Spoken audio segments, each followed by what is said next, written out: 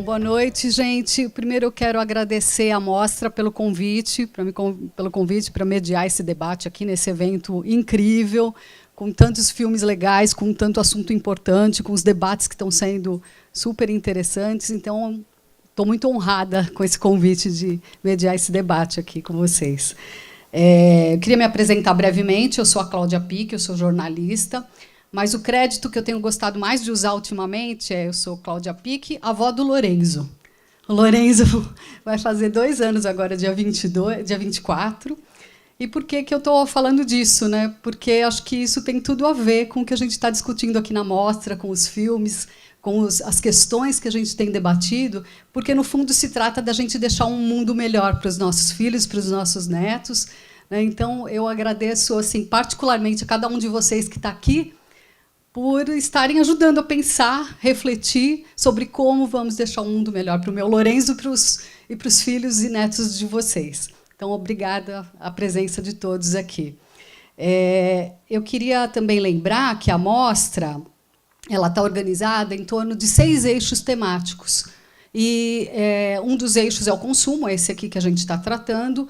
E, sob o guarda-chuva desse eixo, tem 9 filmes sendo exibidos aqui na mostra. Então, além desses 2, tem mais 7, entre curtas e longas. E são filmes assim que tratam as mais diferentes questões do tema consumo, desde o impacto do consumo da tecnologia até o avanço da engenharia genética, que permite que as pessoas escolham seus embriões, meio que à la carte, quase que transformando a vida num bem de consumo. Né? Então, são filmes muito interessantes e muito variados, e acho interessante que vocês possam acompanhar aí na programação. Bom, fechando aí a hashtag Avó Coruja, né, que eu acabei de falar, lembrando uma outra hashtag, quem quiser postar fotos do evento nas redes sociais, por gentileza, utilize a hashtag Mostra Ecofalante, é isso, Carol? Ou a hashtag Ecofalante, para que a organização possa monitorar aí as postagens de vocês. Ok? Então, vamos ao que interessa. Vou chamar os nossos convidados para o debate de hoje. Então, eu queria chamar aqui primeiro a Rispa Bezen. É isso? Rispa, está certo? Bezen. Ela é doutora em Saúde Ambiental pela Faculdade de Saúde Pública da USP, com pós-doutorado pelo IEE, o Instituto de Energia e Ambiente da USP também, no programa de pós-graduação em Ciência Ambiental. E, atualmente, trabalha como consultora na área de planejamento urbano e regional, com ênfase em consumo sustentável e resíduos sólidos. E também é editora associada da revista Ambiente e Sociedade. Okay? Nossa próxima convidada, a Daniela Leite. Deixa eu sentar aqui, mais fácil.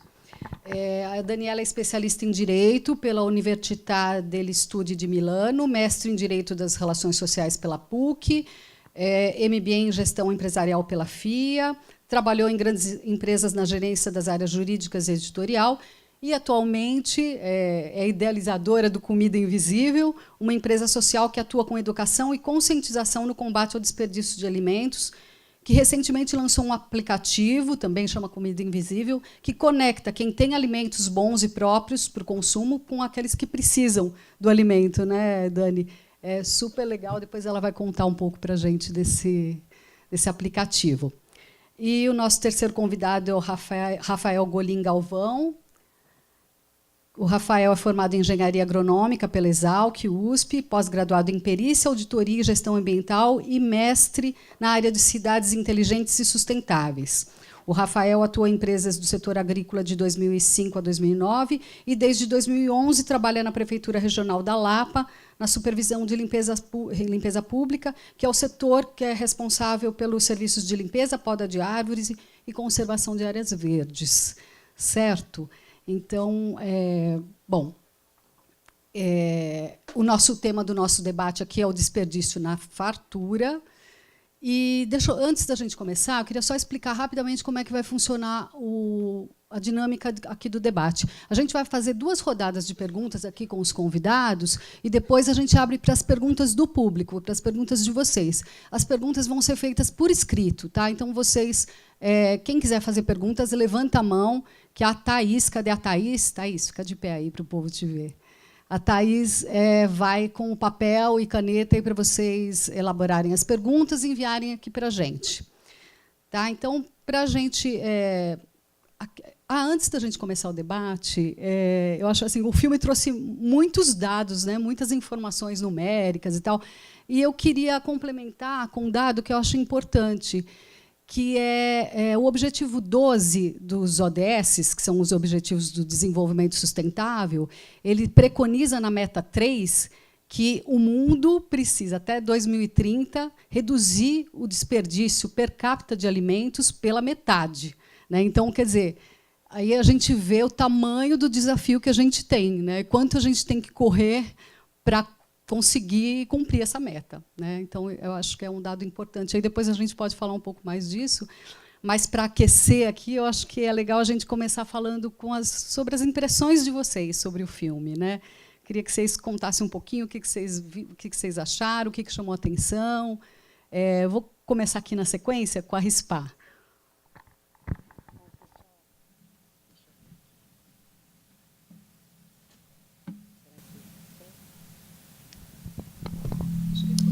Oi, boa noite para vocês.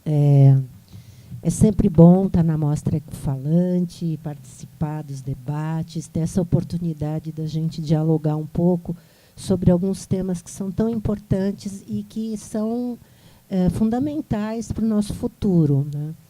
Então, agradeço novamente o convite da Mostra para estar aqui conversando.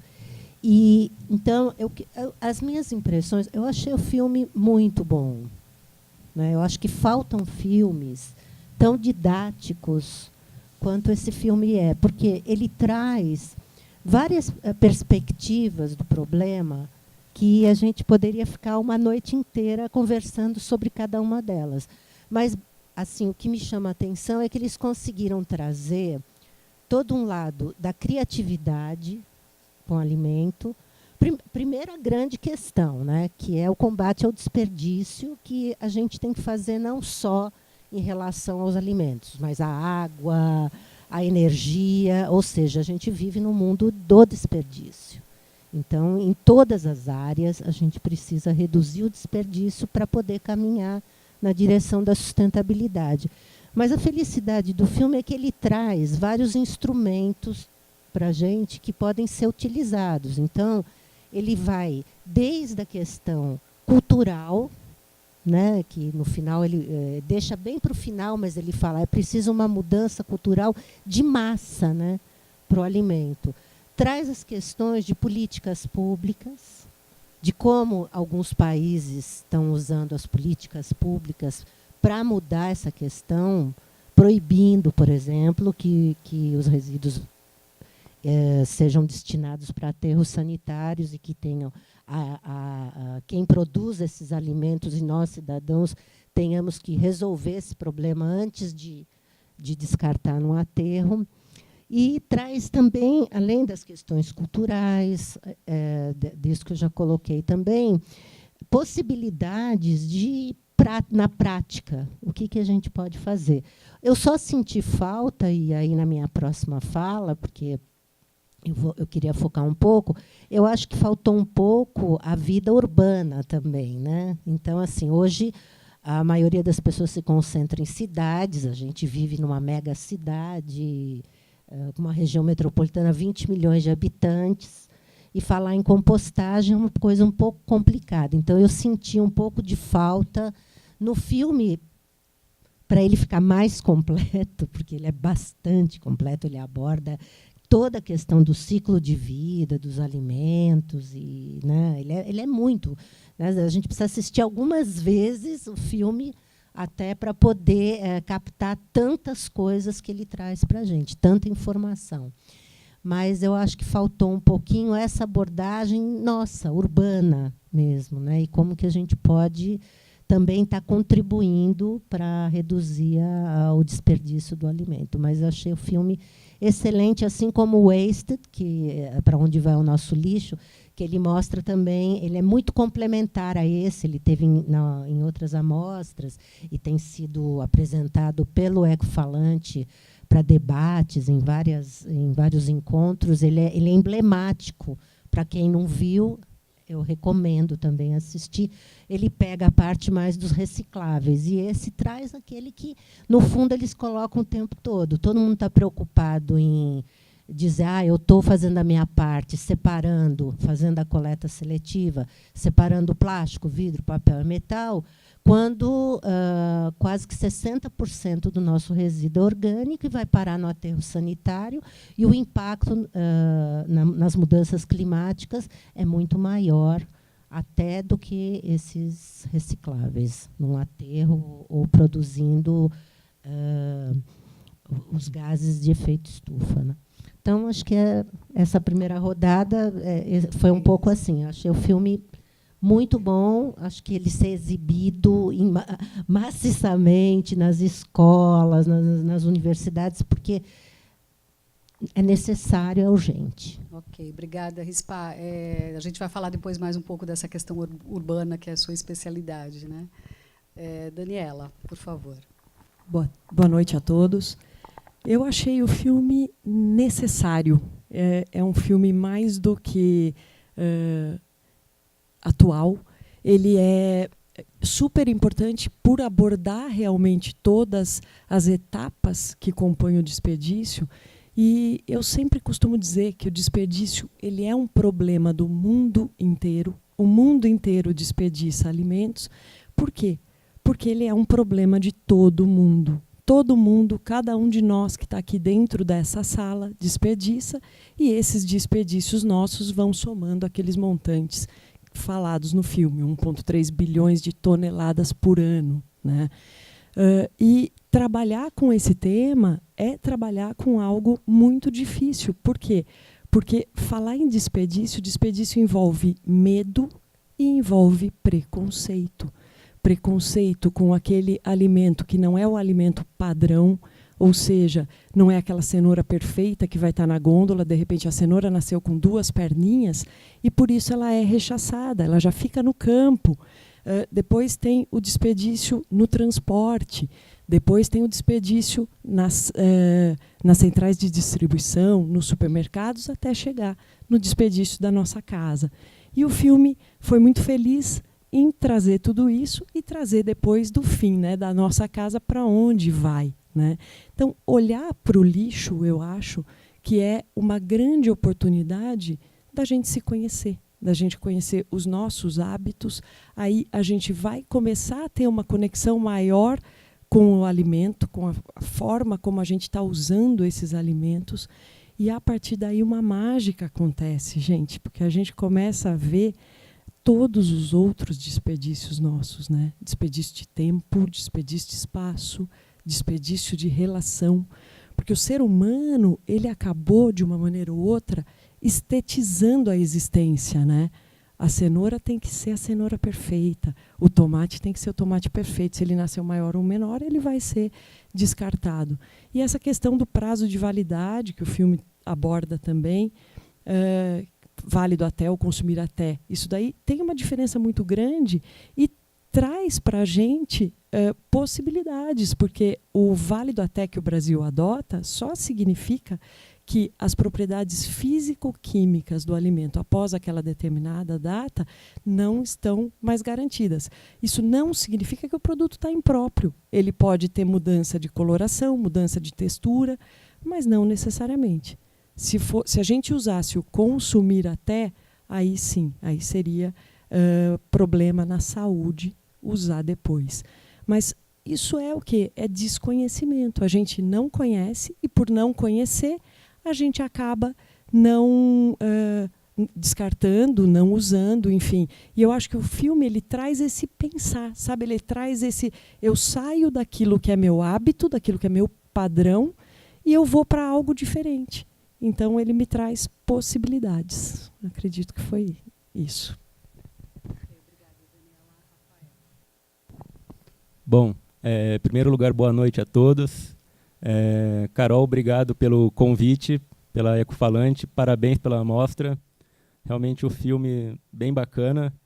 Eu vou começar, eu quero contar uma história, primeiro pelo filme do açougueiro, que como não faz parte do... A gente não acabou não abordando, dele, mas né, eu quero só contar um caos. Eu desde a minha infância, eu cresci em São Paulo e ia para o Rio Grande do Sul, que é a terra da minha mãe. E sempre quando a gente chegava lá, o pessoal da família morava em fazenda lá, né? Levava a gente, nós, para ver matar um porco. Então eu chegava lá criança, o que a gente ia praticar lá? Primeira coisa, ver matar o porco. Eu fui vendo desde pequeno, com 3, 4, 7, 8 anos de idade, ia para lá. A minha irmã, ela foi uma vez bem pequena e depois voltou com uns 8, 9 anos. E ela viu matar o porco. Minha irmã é vegetariana. Depois disso, nunca mais comeu carne. Então, é bem a relação do que o filme mostra. Como a gente lida com o alimento vivo, né? Porque nós sempre vemos ele na gôndola, ele já processado ou cortado, ensacado, tudo bonito, e a realidade é um pouco diferente. Mas, falando do filme, realmente ele mostra muito do que nós vivemos e a sociedade, principalmente a sociedade urbana, na questão do consumismo. É muito importante, hoje em dia parece que você tem que consumir muito, você tem que comprar. A ideia do comprar, você acaba levando muita coisa para a tua casa que você não utiliza, e aquilo que é o desperdício, que é aquilo que é jogado fora, que é aquilo que vai para o aterro. E é um mau dinheiro que muitas vezes nós poderíamos estar comendo melhor se nós não jogássemos tanta coisa fora. E eu abordei também alguns temas aqui. Uma é essa questão do consumo. A questão do consumo hoje nos supermercados, como eles falam, envolve muito, falando um pouco do meu lado agrícola, que trabalhou no setor de produção, afeta muito também na cadeia lá no início, porque o produtor ele acaba sendo um refém desse sistema também, porque ele tem que produzir exatamente aquilo que o mercado consome. Por exemplo, você pegar um produtor de cebola, ele tem que produzir a cebola naquele tamanho que o produtor consome. A cebola maior não tem mercado. Então, hoje, esse mercado, o que é? É para fazer o extrato, que depois você compra já o produto industrializado, mas você não tem o mercado para ele. Então, você fica refém. Então, você perde muito da produção, que encarece o preço do produto final e faz com que boa parte dessa produção também vá ser jogada fora. Isso vale para o tomate, vale inclusive para os animais, né? Porque você também, quando você produz o boi, o peixe, o frango, também entra isso na cadeia, na questão produtiva. Está funcionando aqui? Tá. A FAO diz que mais da metade, né, 54%, se perde justamente aí, né, nessa questão da produção e do pós-colheita e da armazenagem, né? Exatamente. Isso é retrato, na verdade, do final da cadeia, que é quem vai comprar, que é na gôndola do supermercado. Então, isso impacta no consumismo.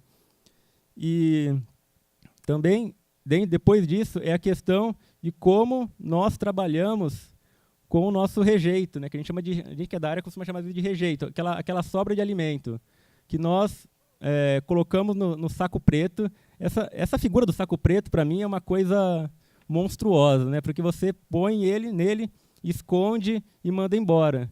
E o filme aborda isso, né, você manda para onde? Para os aterros. E o que são esses aterros? É um lugar onde nada se decompõe, fica tudo lá parado. Tem até um trabalho que foi feito em Nova York que mostra que você consegue estudar o consumo das pessoas com base nos aterros, porque você escava e os alimentos estão lá, conservados. Então, a folha do alface ainda está lá. E isso mostra no filme também a importância de a gente poder e trabalhar como nós tratamos o nosso rejeito, o nosso lixo.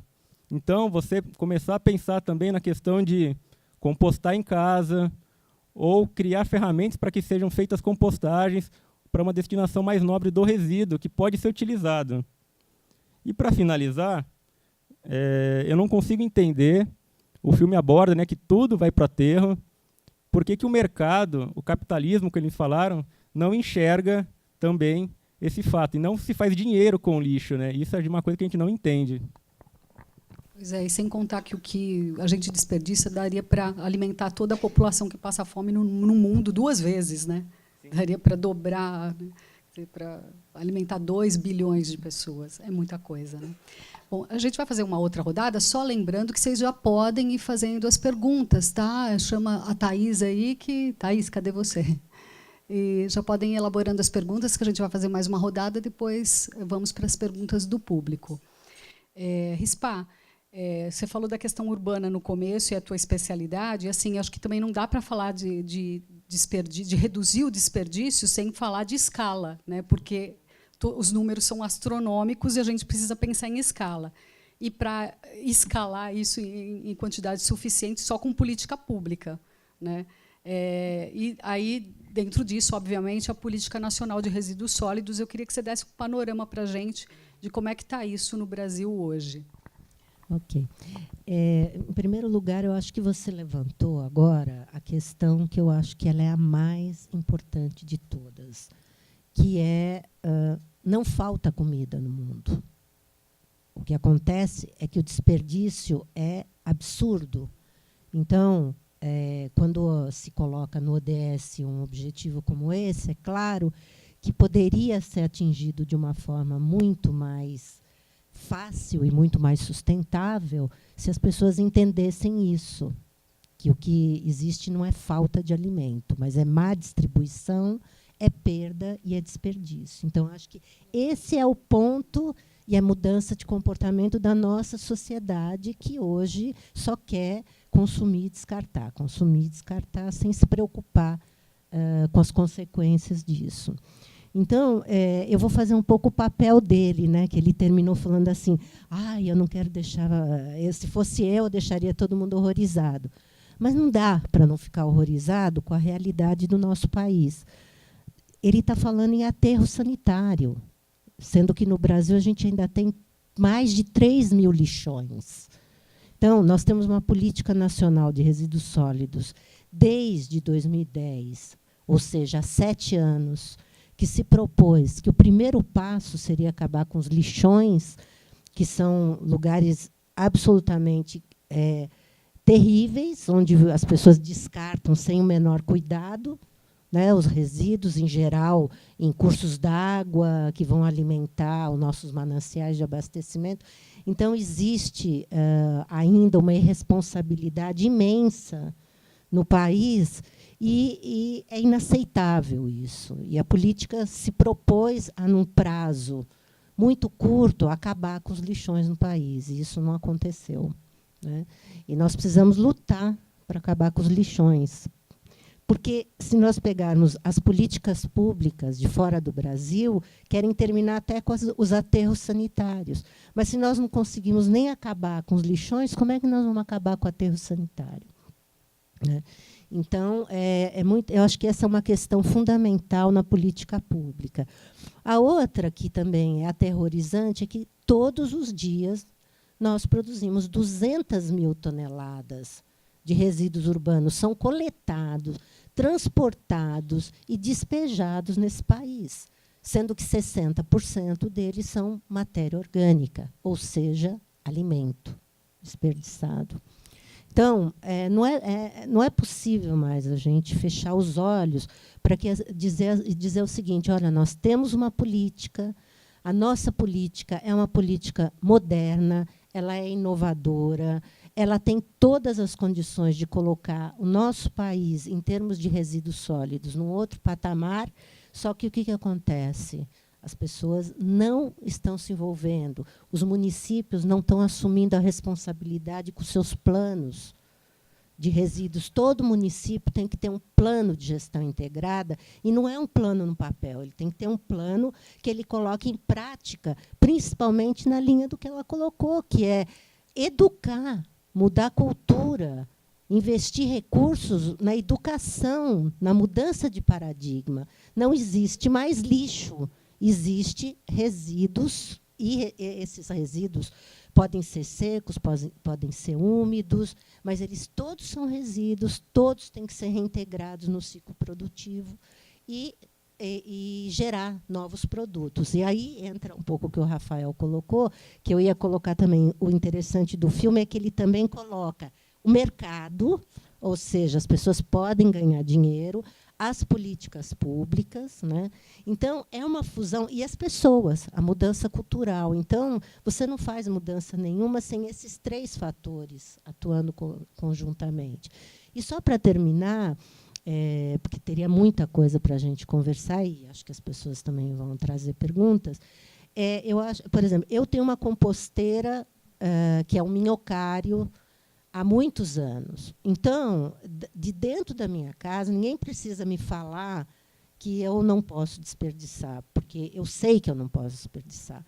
Então, o que acontece? Sai 10% do que ele chamou de rejeito, que é aquilo que não tem nenhum tipo de utilidade hoje, mas que futuramente deveria ter, porque nós deveríamos caminhar para o lixo zero, para uma economia circular, para a sustentabilidade. Então, a maior parte a maior parte é o reciclável, porque a gente produz uma barbaridade de recicláveis. A segunda parte é o orgânico, que a maior parte deles vai para o minhocário e produz adubo e também, como chama, o bio... Não é o biogás, é o líquido. Não é o chorume, gente. É o biofertilizante. O biofertilizante. E o que sai por semana de dentro da minha casa é um pouquinho, 10%, 20% daquilo que foi produzido. Então, todos nós temos que nos engajar, participar e ativamente.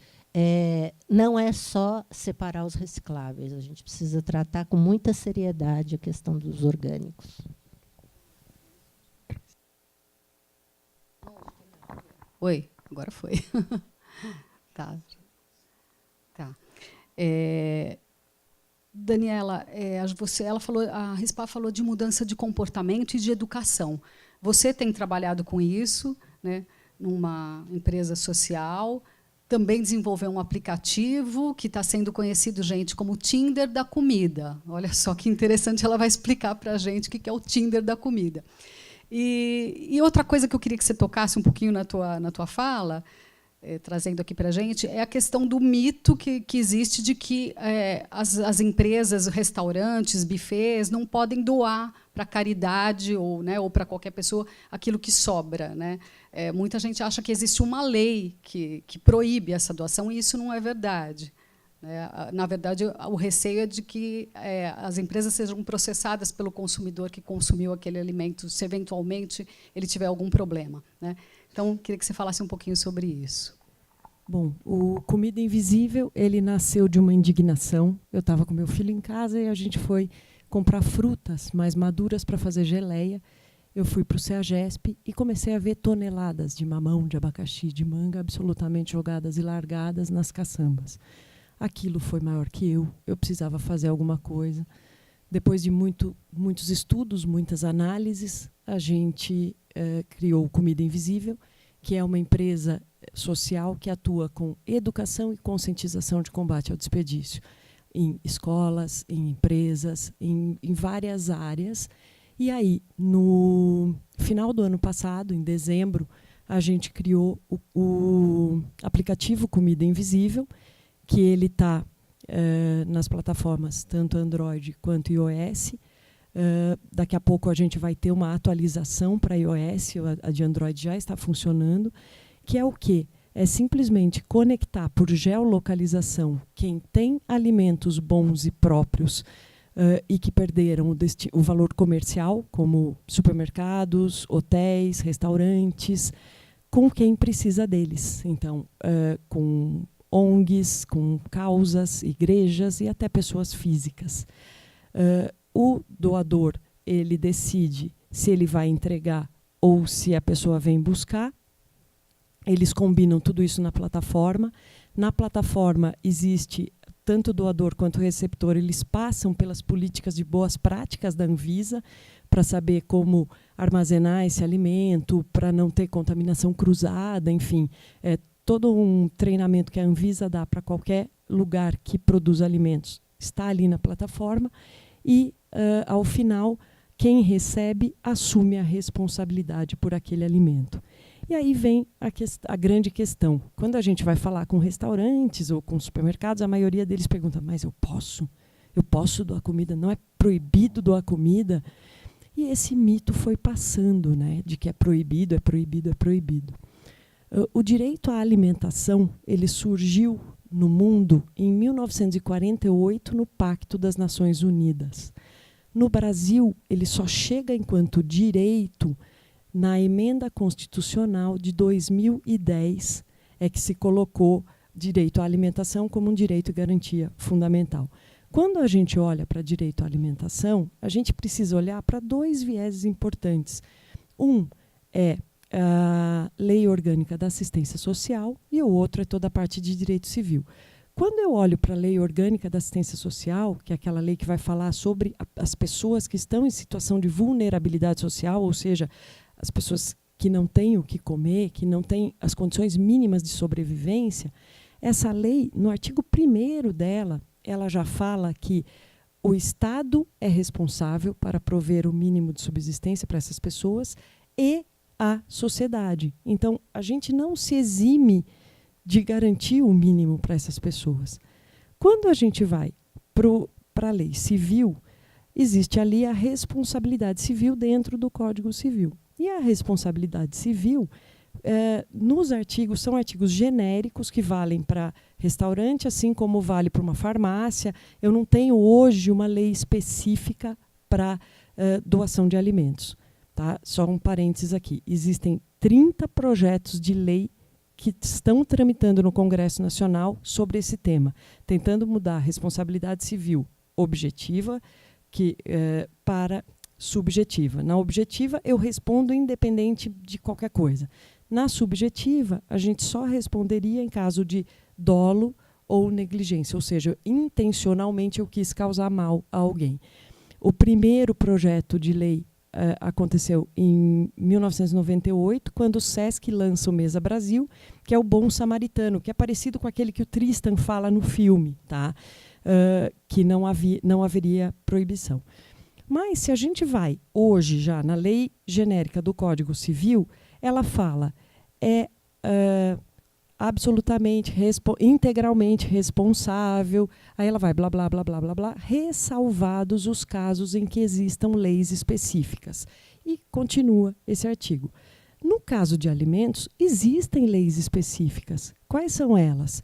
O Código de Defesa do Consumidor e todas as políticas da Anvisa. Tá? Então, se esse estabelecimento ele segue o Código de Defesa do Consumidor e segue todas as políticas de boas práticas da Anvisa, não tem nenhum problema doar. Inclusive, aqui em São Paulo, existe uma portaria da Anvisa, que é a CVS 5 de 2013. Eu sempre confundo, tá, gente? Se é 3 de 2015 ou se é 5 de 2013. Mas ela fala que é permitida a doação de alimentos e vai, blá, blá, blá, blá, blá, blá, ressalvados o resto dos pratos dos consumidores. Óbvio, né? Então, assim, o que a gente faz hoje é levar para os restaurantes, para os hotéis, essa conscientização e permitir que esse fluxo aconteça dentro da plataforma. Hoje a gente já tem várias pessoas dentro da plataforma, já aconteceram várias trocas. A gente está começando. Hoje eu posso falar que a gente já recuperou quase 12 mil pratos de comida. É pouco se eu pensar nos números de desperdício e se eu pensar que existe todo esse entrave de medo, de preconceito, de mito envolvendo essa questão. Ok, obrigada, Dani. Rafael, você está trabalhando justamente com uma das soluções e no âmbito do poder público, né, que é a questão da compostagem. Eu queria que você contasse um pouquinho para a gente dessa experiência na Prefeitura de São Paulo, especificamente na Prefeitura da Lapa, né, na Subprefeitura da Lapa. Bom, falar de compostagem aqui em São Paulo não é um assunto novo. Compostagem, desde que São Paulo era vila, existia com a questão dos restos da cidade, os orgânicos, voltavam para as chácaras e para os sítios para que se voltasse para a agricultura. Isso, em 1917, São Paulo também tinha locais de compostagem, dessa vez já organizados pelo município. Então você tinha um sistema de compostagem na cidade para os resíduos orgânicos da cidade, que funcionou até a década de 50.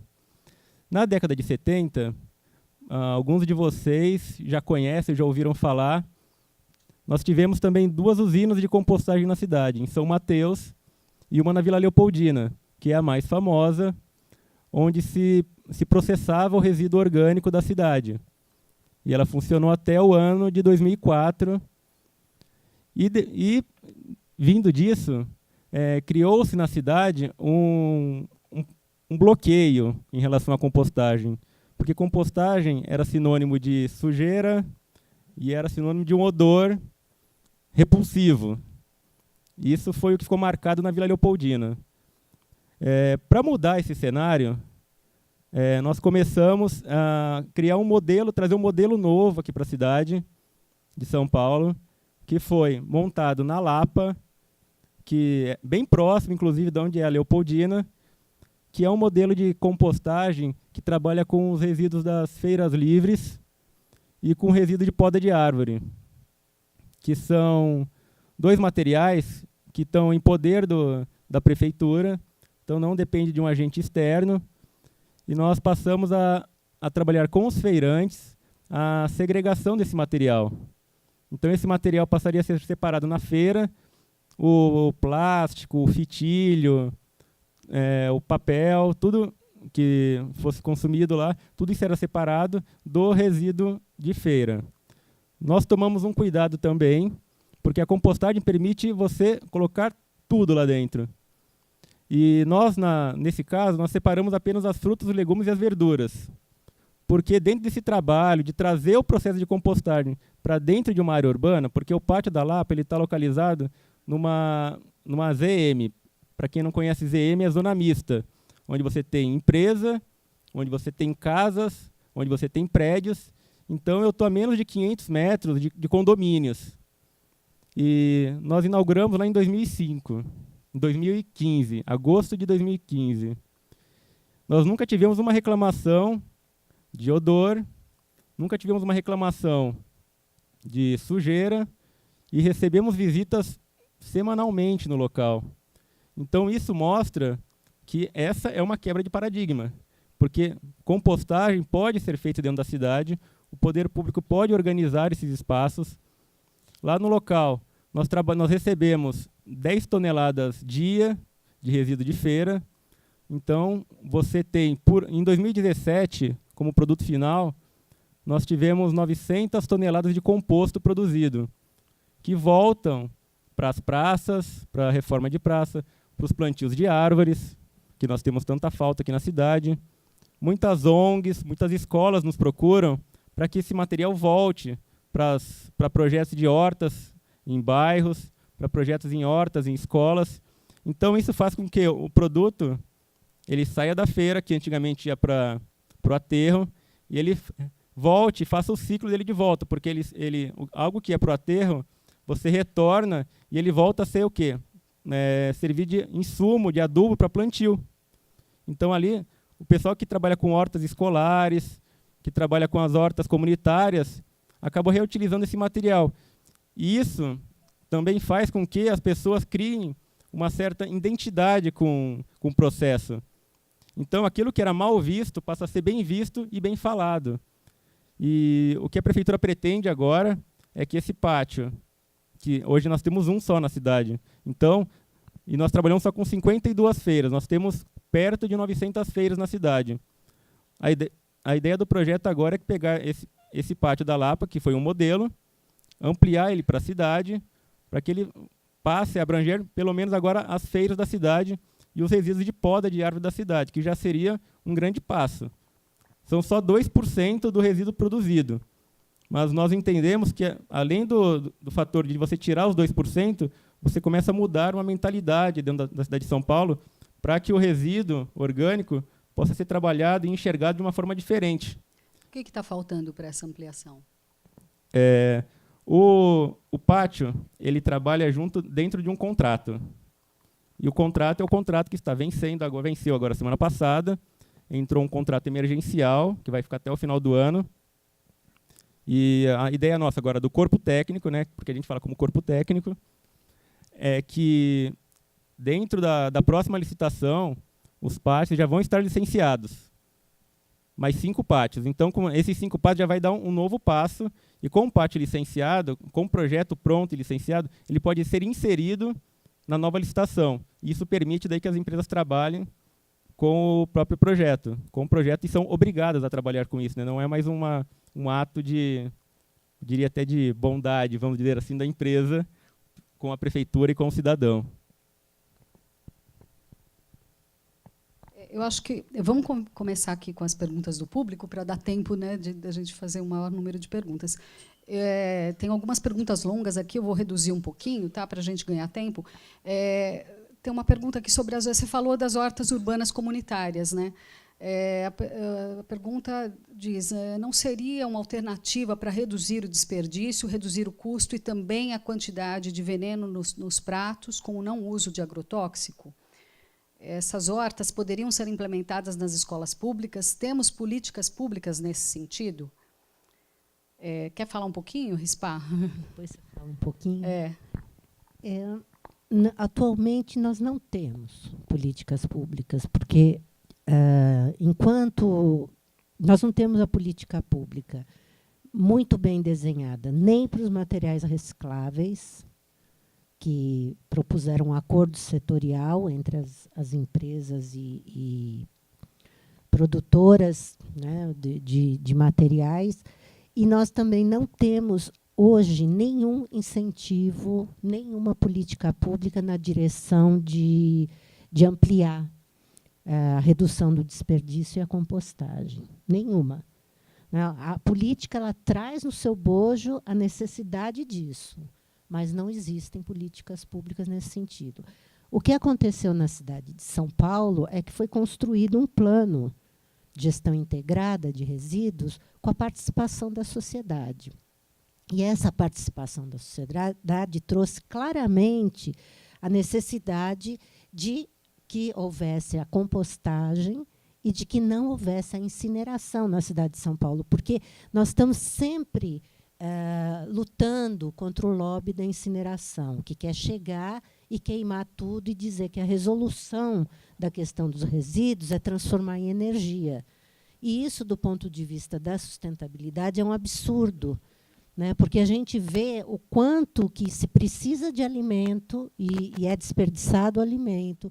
A gente vê o quanto que, quando a gente desenha a sustentabilidade, ela é moldada em outros padrões que vocês viram no filme.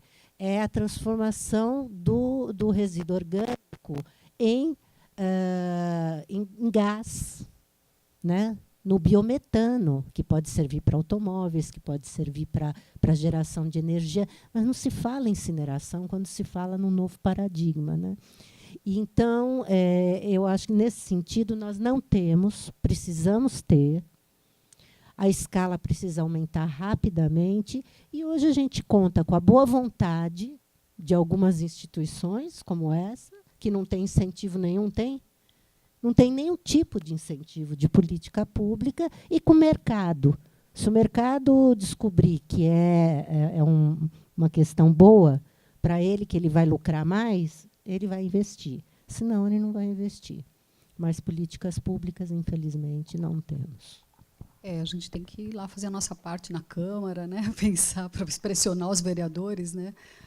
Fazer alguma coisa, né? Para que isso vire política pública, né? Seja incluído nos planos, né? Acho que falar, mas teve o Composta São Paulo, que era um projeto que trouxe composteiras para as casas das pessoas. A ideia era ampliar essa política pública. Nos Estados Unidos, existe muito essa política de dar composteiras ou equipamentos para as pessoas fazerem o seu composto. E acabou caindo no buraco negro das mudanças de administração, políticas que acabam pautando de uma forma muito negativa a evolução nossa no sentido de reduzir o desperdício. Tá, a Dani está querendo complementar nessa questão? Eu acho que tem duas questões aqui bacanas para a gente pensar nessa questão de hortas comunitárias. A primeira é uma pesquisa, tem uma pesquisa de um instituto chamado Mintel, que é sobre tendências da alimentação. E ele colocou 3 tendências. A primeira foi hortas urbanas, que é fundamental e hoje tem crescido muito isso no mundo. Tá? A segunda é a compra local. Eu quero saber de quem eu estou comprando, eu quero buscar esse artesanal, buscar essa memória afetiva do alimento, e eu quero menos agrotóxico na minha mesa. E a terceira é o combate ao desperdício. São essas 3 as principais hoje tendências quando a gente fala em alimentação. Pensando na questão de políticas públicas, a única que eu me lembro agora, assim, aqui em São Paulo a gente tem uma lei para orgânicos na merenda escolar. Tá? Então, pensando nisso, hoje, que é assim, é aquela história, né? A gente tem uma comissão se reunindo, uma comissão formada pela iniciativa pública e pela iniciativa privada para controlar se essa lei está sendo eficaz. Ainda tem que melhorar muito, muito, muito, mas eles começaram a comprar agora da Cooperapas. A Cooperapas é, hoje, o nosso braço agrícola em São Paulo, que fica lá na região de Parelheiros. Né? Eu acho que são esses 2 pontos nessa questão. Rafael, queria que você complementasse rapidamente para dar tempo de a gente fazer aqui as outras perguntas. Rapidamente, hoje, horta e até nas escolas são mais iniciativas individuais e eu acho assim, tanto não é uma política pública, porque enquanto a Europa principalmente quer mudar o sistema e parar de utilizar aterros, por exemplo, se você pegar no sistema nacional do Ministério das Cidades, diz que 68% do nosso material é depositado da forma correta. E, para eles, forma correta é aterro. Então, aí, nesse ponto-chave, já tem um erro. Tá? Só por causa disso, para mim, já está tudo errado. Olha, tem uma pergunta específica aqui para a Daniela, que é sobre o aplicativo. Né? Com iniciativas como a sua, a Comida Invisível, se conecta com outras iniciativas, como a ONG Banco de Alimentos? Há diferenças? E como o cidadão comum, que não é dono de restaurante ou supermercado, pode ajudar? Sem dúvida, se conectam. A gente até tem um banco muito parceiro nosso, que o que acontece? O aplicativo ele resolve o micro, o banco de alimentos resolve o macro. Tá? Então, se a gente está olhando para grandes quantidades, esse banco de alimentos ele vai e ele busca. Só que, se eu estou falando do mercadinho do bairro ou do restaurante, ele não vai ter, por questões logísticas, possibilidade de chegar até esses lugares. Tá? Então, nesse sentido, surge o aplicativo para recuperar aquele micro que o grande banco de alimentos não recuperaria. Agora, algumas vezes a gente foi chamado para resolver algumas grandes quantidades de alimentos. E aí, sim, a gente se conecta com bancos para nos ajudar nessa retirada e nessa recuperação desses alimentos. Em termos de... ultimamente estão surgindo também iniciativas de ter bancas nos mercados com alimentos que não estão muito bons. Eu acho que isso é uma iniciativa maravilhosa, que pode ter um resultado excelente, porque eles reduzem o preço e, antes do descarte, antes de descartar, mesmo de dar para qualquer outro uso, as pessoas têm acesso por um preço melhor. Mas, inclusive, também com produtos próximo da data de validade. Próximo da né? data de validade, como mostraram aqui também, colocar à disposição, então, com custos menores. Né? Mas isso tem muito a ver com a mudança da cultura das pessoas. Eu só queria fazer um adendo, que acho essa lei da merenda fundamental, maravilhosa, devia ter no Brasil inteiro, como mostrou aqui, aquelas crianças comendo comida de verdade. Mas ela é mais com relação ao orgânico e ao agrotóxico. Mas, com relação à redução do desperdício, ela não tem impacto nenhum. Não. Então, assim, realmente, em relação a combater o desperdício, eu não vejo no cenário nenhuma política pública mais efetiva. Concordo absolutamente.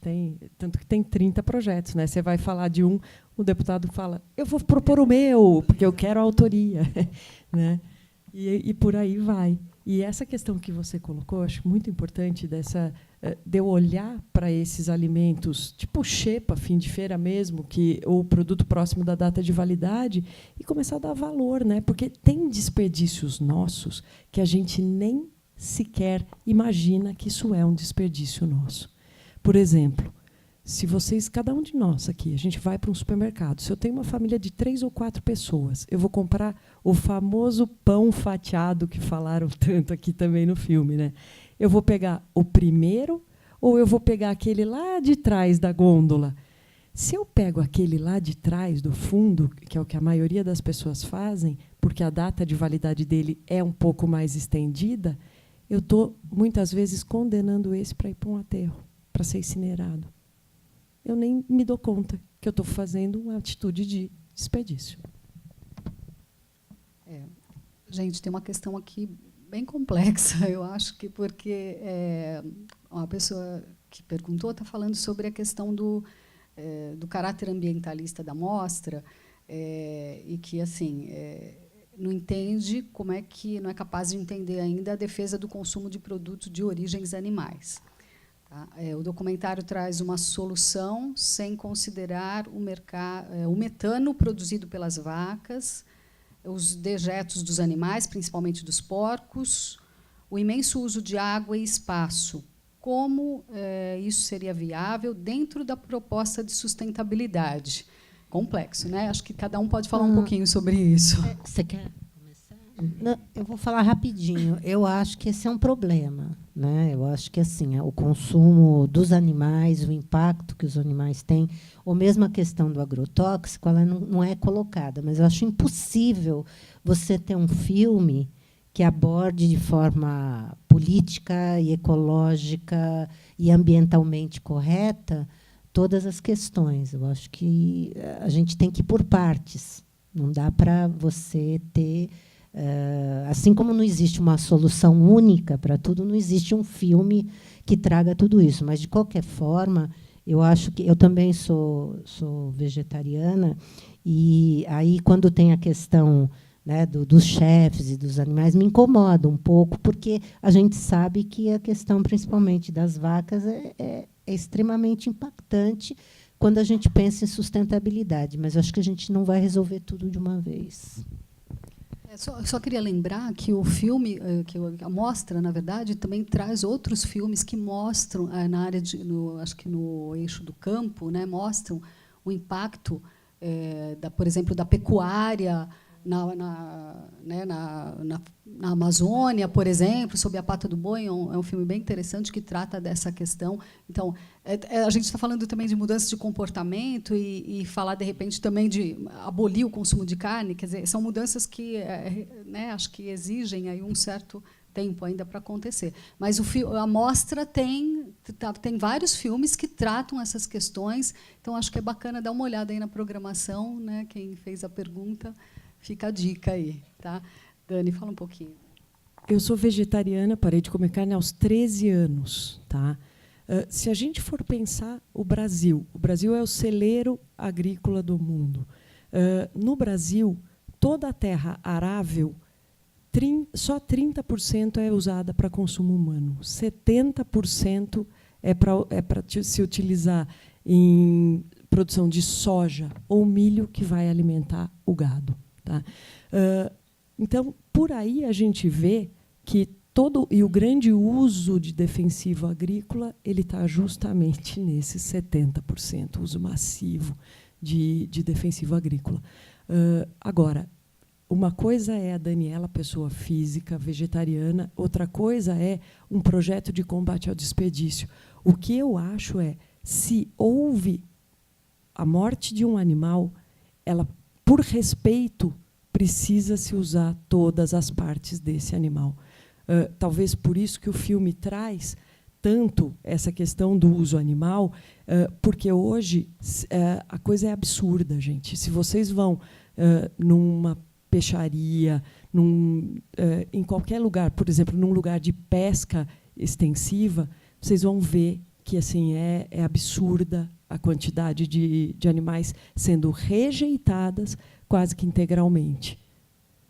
A gente brinca, cabeça de peixe dá um bom pirão, né? Mas é isso mesmo. Se teve que abater, pelo amor de Deus, então use com respeito, use integralmente. Não dá para ser diferente. Rafael. Bom, eu creio que eu não sou vegetariano, o único que não é vegetariano na mesa. Mas, olha, a questão do consumo animal dentro da cadeia, nós sabemos há um impacto, isso é inegável. Há uma questão cultural também, que não dá para deixar de observar. E tem que haver a questão da cadeia de produção. Assim, o que eu vou falar como acadêmico agora. O que nós aprendemos é que primeiro você tem que procurar trazer o conforto animal, trabalhar com conforto animal. Ele tem que estar bem cuidado e ele tem que ser bem tratado. Eu não fui para a área de zootecnia, mas isso é que nós aprendemos. A questão da Amazônia não passa só pelo gado, ela passa pela indústria da madeira, ela passa por outros problemas políticos da região, que faz também com que a agricultura daí se expanda primeiro pelo pasto e por outras áreas para você ocupar uma área, mas acaba englobando outros problemas que não são só apenas restritos, eu diria, ao animal. A questão do agrotóxico, isso é um problema, eu diria que do Brasil, não porque o Brasil ele faz o maior uso de agrotóxicos do mundo, mas não é o maior uso per capita. Outras culturas de primeiro mundo trabalham com muito mais agrotóxico per capita do que o Brasil. Então, inclusive o Japão, por exemplo, é um exemplo deles. Mas o que nós temos que fazer é procurar trabalhar melhor. E o problema do agrotóxico na agricultura, ele envolve muito quem hoje dá assistência para o produtor rural. Então, não dá só para colocar o produtor rural contra a parede e dizer que ele é o culpado de tudo. Lá atrás, o produtor rural foi abandonado e quem passou a dar assistência ao produtor rural são os fabricantes de agrotóxicos, que fazem o quê? Vendem para ele o agrotóxico, dizendo que aquilo ali vai fazer ele produzir melhor e mais. E você cria uma cadeia que, no final, na ponta, sobra para a gente, que está consumir aquele produto que não é o adequado. Então, isso passa por uma mudança também, isso entra uma política de governo. E mais um detalhe só também é que hoje, por exemplo, o composto é uma coisa engraçada, mas o composto, pelo Ministério da Agricultura, produzido de resíduo urbano, não pode ser utilizado na agricultura orgânica. Sequer pode ser utilizado em hortas, mesmo que não orgânicas, porque ele entende tudo como um produto comum. Então, a política também tem que mudar para que a gente também se adeque e comece a ter uma produção maior de orgânicos na cidade, no cinturão. Isso envolve um pouco até aquele projeto do Ligando os Pontos, que é uma deixa só para terminar, que você tem os produtores do entorno da cidade e a ideia maior, que inclusive foi trabalhado por vocês na época, é que esse composto produzido dentro da prefeitura vá para esses locais, para esses produtores rurais, para que eles retornem para a gente depois com as frutas, legumes e verduras. Gente, nosso tempo está acabando do debate. Tem mais uma pergunta aqui, que vai no sentido, a gente falou muito aqui de mudar hábito, mudar consumo, né? E a pergunta é como reeducar as pessoas em um mundo que incentiva o consumismo exacerbado e que reforça a ideia do fetichismo da mercadoria. A gente falou um pouco, acho que vamos complementar e depois essa questão, e depois a gente vai para as considerações finais de cada um de vocês, ok?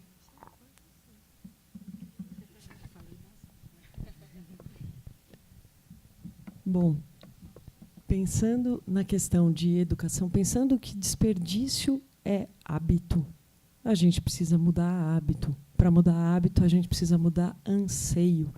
E aí, pensando nisso, a gente começou a trabalhar e, a partir do próximo semestre, a gente vai começar um projeto piloto nas ETECs. Todas as escolas técnicas de São Paulo, são 6 ETECs que entram no piloto, que a gente vai co-criar com eles ações, projetos de combate ao desperdício que vão ser implementados nas comunidades. Mas como se trabalha com isso? Saindo do medo e saindo do preconceito. Se a gente olhar aqui nessa sala, não tem ninguém igual. Nem gêmeo idêntico é igual. Por que a gente quer fruta, legume e verdura tudo igual? Tudo padrão. Por que a gente não presta atenção nas punks, nas plantas alimentícias não convencionais? Por que a gente tem que sempre comer daquele mesmo jeito, aqueles alimentos, tudo igualzinho? Eu acho que cabe, e a gente faz isso, muitas vezes, por desconhecimento. Muitas das vezes, os nossos desperdícios são por desconhecimento. A gente compra demais, a gente não sabe guardar direito, a gente se esquece daquilo que está ou na geladeira ou no fundo da despensa, e, de repente, se assusta com o prazo de validade. Meu Deus, esse monstro chegou, e agora? Vou jogar fora. Mas será que precisa mesmo? É isso. Então, mas como reeducar, né? Voltando à questão, como reeducar as pessoas? Então, reeducar as pessoas, para mim, é começar de pequenininho, é começar na criança, é começar a levar essa criança para se reconectar com a natureza. Porque a questão do desperdício ela tem N nuances. Ela vai desde questões de transporte, de armazenamento, tecnologia, mas a principal delas foi uma desconexão nossa com a natureza. O homem começou a se sentir controlador e não parte da natureza. E, ao fazer esse deslocamento, ele passa a não ver alimento como alimento. Ele passa a ver alimento como mercadoria, como commodity. Então, eu descarto, assim como eu descarto a bateria viciada do meu celular. A partir do momento que eu faço esse caminho de volta, é possível, sim, a gente mudar esse hábito, mudar essa atitude, reconhecendo quem é esse sujeito que desperdiça, que classifica, que condena. A Rispa quer complementar rapidinho para depois a gente ir para as considerações. Eu acho que a gente tem que trabalhar com a educação, mas a educação leva um tempo. Eu acho que o nosso tempo está vencido. Então, eu sou muito favorável a conjugar a educação com as políticas públicas mais efetivas. Eu acho que nós, como cidadãos, temos que pressionar aqueles que já estão mais sensibilizados com essas questões. A gente tem que, enquanto sociedade, pressionar para que a gente tenha políticas públicas mais efetivas, para que as políticas que nós já temos elas sejam implementadas. E eu acho que nós estamos num momento onde é muito difícil se articular, porque são tantas causas, e todas tão importantes, e, nesse sentido, eu volto àquela primeira pergunta da questão, né, do gado e tudo, do impacto no meio ambiente. São tantas frentes, por isso que eu acho tão importante que a gente tenha redes cada vez mais articuladas. Obviamente que o trabalho de base, de educação com os cidadãos, não só com as crianças, mas os adultos que estão aí, né, é fundamental, e que aqueles que já estão num outro patamar sirvam de exemplo, que a gente, pelo nosso exemplo. Então, na minha casa, vem um monte de gente conhecer a composteira. Às vezes como ele falou, o pessoal vai conhecer na Lapa, vai conhecer a composteira, o pessoal começa, assim as pessoas começam a se interessar e falar, olha, eu também coloquei, eu também não sei o quê. Então, é assim que a gente vai multiplicar. Né? É o trabalho de formiga com a política pública. Né? Eu acho que tem que penalizar prefeitos que têm lixões em seus municípios. Não adianta ficar prorrogando os prazos ad eterno para que eles resolvam esses problemas. Não adianta falar que não tem dinheiro no município, porque tem dinheiro para um monte de coisa, tem que ter para isso também, para resolver esse problema dos lixões. Se consorciem, busquem alternativas. Então, acho que não dá para empurrar mais isso com a barriga. E tem que se penalizar, sim. Até mesmo como São Francisco, que hoje tem 85%, a cidade de São Francisco, nos Estados Unidos, que reaproveita quase 90% de todos os seus resíduos, ela tem o quê? Ela tem uma política pública que obriga as pessoas a fazerem isso e que penaliza quem não faz. Até o turista, quando vai a São Francisco, ele tem que separar o seu resíduo, porque senão ele pode ser multado. Então, eu acho que, num momento como esse que a gente vive, educação é fundamental, mas também você... O Rafael está aflito ali para complementar um pouquinho a resposta. Deixa eu só colocar uma pimentinha aí nesse negócio, que você falou disso, e eu lembrei que no filme mostra também, lá na Coreia, né, a cobrança. Quer dizer, precisa doer no bolso, né, para a gente resolver? Era uma coisa que eu ia comentar. Hoje, o resíduo ou o lixo, ele não tem... A cobrança dele também é uma cobrança invisível. Porque disse que ele está inserido no IPTU e algumas outras tarifas. Só que eu moro na minha casa, eu sou sozinho. A minha vizinha de porta, eles são em 4 pessoas. Nós pagamos o mesmo IPTU. Então, nós pagamos a mesma taxa de deposição. É correto isso? Eu gero a mesma coisa que ele. Eu não sinto, na verdade. O grande problema é que, com o resíduo, é diferente da conta de luz e da conta de água. Eu não sinto que eu estou pagando por algo. Então, enquanto São Paulo, nós gastamos 1,7 bilhões para destinar os resíduos por ano. No Brasil, por pessoa, a média brasileira gira em torno de R$ 117 por pessoa, que se paga. Isso, para muitos municípios, o resíduo ele é entre o primeiro e o terceiro orçamento. A grande maioria dos municípios do Brasil, entre o primeiro e o terceiro destinação de orçamento, muitas vezes mais do que educação e saúde. Então, como ele não é visto, passa despercebido por nós. Eu entendo que essa é uma questão muito importante e é fundamental, porque a questão das crianças eu não enxergo como reeducação, ela é a educação. Nós vamos formar os valores das crianças para que elas não façam mais isso. Mas a questão da reeducação, uma é pelo exemplo. Então, o fato do pátio, ele busca não só tratar o resíduo de feira, mas ele busca servir como exemplo e multiplicador. E bons exemplos podem ser multiplicados. Mas, simplesmente, enquanto o resíduo for tratado de forma invisível também, ele não vai ser... as pessoas não vão dar valor a isso. Então, ele vai passar despercebido. As pessoas vão continuar colocando no saco preto. Outra coisa é que, dentro os vereadores, na política também, observem até nos vereadores que vocês votaram e nos políticos que vocês votaram, quando que a pauta do resíduo foi abordada por eles. Ninguém gosta muito de tocar no assunto. É um assunto meio perigoso, parece. Então, é importante também que se pergunte e se veja. Nós temos o vereador que tem a pauta da mobilidade, tem a pauta do transporte, a mobilidade para bicicletas, outros meios, tem o transporte, você tem a saúde, você tem a educação, você tem os regionais dos bairros, mas você não tem ninguém que encabece essa causa. E é algo que é muito caro para a cidade, extremamente caro, que poderia estar se utilizando em outras coisas. Eu estou olhando só o lado financeiro, não estou nem olhando o lado ambiental, o mal que isso causa para a cidade, mas só o lado financeiro.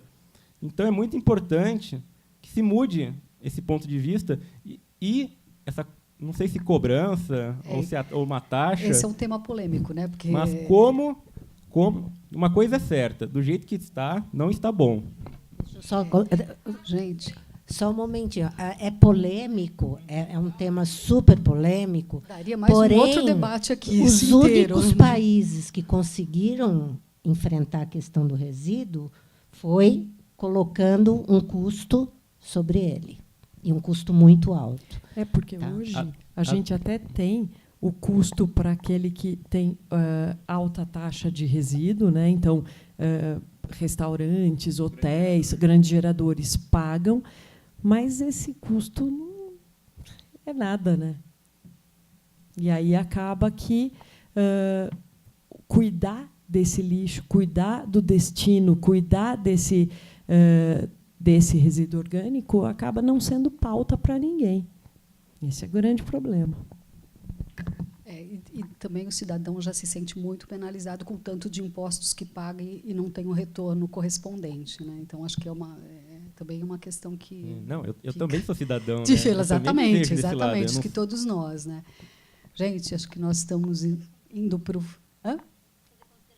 Isso, acho que está na hora das nossas considerações finais. Então, queria que vocês fizessem aí mais uma rápida falinha, aí, cada um de vocês. Rispar, por favor. Eu acho que é um tema complexo, mas acho que a gente está avançando, né? Filmes como esse, acho que eles trazem para a gente uma perspectiva muito positiva, no sentido de que existem muitas iniciativas, elas estão acontecendo e elas precisam ser mostradas, porque no momento em que o filme traz isso para a pauta do dia a dia das pessoas, ele promove as transformações que a gente precisa. Porém, do ponto de vista de perspectivas para o país, eu acho que nós estamos num momento muito ruim, do ponto de vista de políticas públicas em geral, e que precisa haver uma grande mobilização para que a gente possa enfrentar todos os retrocessos que têm acontecido na área ambiental, na área social, e votar direito, e votar bem, e conhecer nossos candidatos. Então, essa é a minha mensagem. Nem vou dizer que votar naqueles que defendem uma plataforma ambiental, porque eu acho que é pouco. Tem que ter uma boa plataforma ambiental, mas social, econômica, enfim. Mas nosso voto, nesse momento, e nossa pressão é muito importante. Okay, obrigada, Rispar. Dani? Eu concordo, mas eu acrescentaria aqui um outro ponto. A questão do desperdício, ela é uma questão que toca a cada um de nós. A gente precisa começar a olhar também para as nossas ações. A gente precisa começar a se relacionar mais com aquilo que a gente está descartando. Porque, a partir do momento que eu mudo a mim mesmo, eu posso mudar o mundo. Né? Então, eu acho que sair daqui, depois de ter visto todo esse filme com questões inspiradoras e tudo mais, eu acho que a gente já sai diferente. Eu acho que a gente já começa a ter um olhar diferente para essa questão, que é fundamental. A política pública, sem dúvida, ela é essencial, ela precisa existir. A questão da educação é essencial e precisa existir, mas a autorresponsabilidade é fundamental, gente. Obrigada, Dani. Rafael, por favor. Bom, todas já falaram bastante. E parabéns, foi ótimo estar aqui com vocês hoje. Gostei muito das perguntas, gostei muito dos filmes, do documentário, do filme. Realmente ele abordou um tema que precisa ser mais visto e mais pensado nas cidades. Eu acho que nós perdemos, acho, um pouco o rumo nas últimas décadas, e temos que procurar resgatar isso que foi perdido e mudar algumas atitudes. A mudança, para quando nós não estamos mais em formação, ela é sempre mais difícil. Eu vou me usar como exemplo, porque eu tinha carro e vivo sem carro. Entrei em 2018, estou sem carro em 2018. É uma grande mudança. Você vai se adaptando. No começo você reclama um pouco, sente falta, mas com o tempo tudo vai mudando dentro do teu cotidiano. Se você, até inclusive na questão do consumo, porque o hábito de ir no mercado maior, comprar mais coisas, ele vai acabando. na verdade ele acaba, né? Porque você não tem mais como trazer as compras.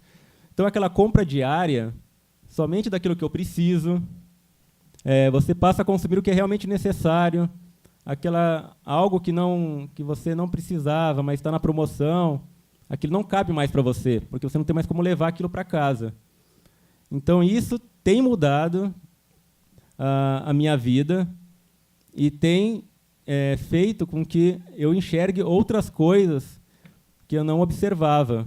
Então, toda a questão da mudança, quando se fala do padrão que trabalha no supermercado, de como é visto, tudo isso é importante, mas sempre tem aquele vídeo do ponto, que é muito legal, que fala que o ponto mesmo começa dentro de você. Se você não muda, o contexto vai permanecer igual. Porque se você fizer a tua parte, algo já vai estar sendo diferente. Então, talvez nisso eu mude meu vizinho, eu mude a pessoa que está do meu lado. Eu acho que isso é muito importante. E o filme deixou um pouco disso, sabe? É importante nós mudarmos também, não só o entorno da gente. E é isso. Tem até uma fala ali na escola, né, que fala: a criança muda muda a família, que muda a comunidade, que muda uma cidade, né, um país. Então, eu acho que é por aí, né? Gente, queria agradecer imensamente a participação. Só mais uma coisinha. Gente, eu trouxe alguns saquinhos de composto que a gente produz lá na Lapa. Se alguém quiser, depois, quando terminar aqui, pega aqui na frente comigo, que a gente vai estar distribuindo, tá? Valeu. Legal. Obrigada, então, Rispá, Daniela, Rafael. Obrigada a todos vocês que ficaram aqui até agora ouvindo o debate. Foi um prazer. Obrigada pela organização da mostra.